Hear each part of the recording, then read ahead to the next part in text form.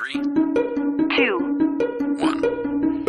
The resurrection of Jesus took everybody by surprise. The disciples weren't expecting it. They knew perfectly well if you followed somebody who you thought was the Messiah and he got killed, then that was it. We know of at least a dozen other messianic or prophetic movements within the 100 years either side of Jesus. They routinely ended with the death of the founder. And if the movement wanted to continue, they didn't say, oh, he's been raised from the dead. They said, let's find his brother or his cousin or somebody who can carry on this movement. We can see how those Jewish groups did that. This one did it differently. They had James, the brother of Jesus, as this great leader in the early church. Nobody said James was the Messiah. They said Jesus was the Messiah. Why? He's dead. They got him. Didn't you realize? They crucified. No, he was raised from the dead.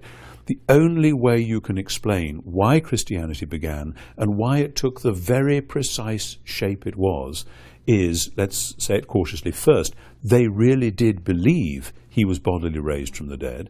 And then if you take the second question and say, why would they believe that? You can go through all the theories that they found themselves forgiven, that they had a fresh sense of the presence of God, that this was cognitive dissonance, etc.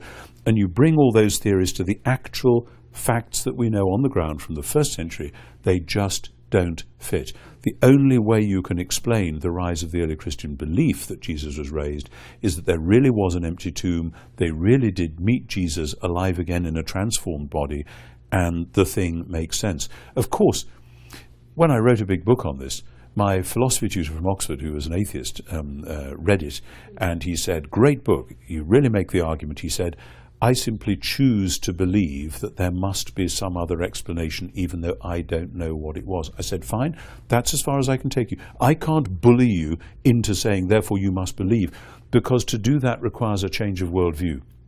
But once you change the worldview and say maybe there really is a creator God, and maybe this creator God really is sorting out this sad old world at last, then everything else makes sense in a way that it doesn't with any other possibility.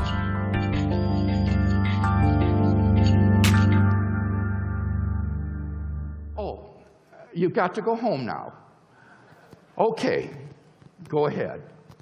Thanks for joining us.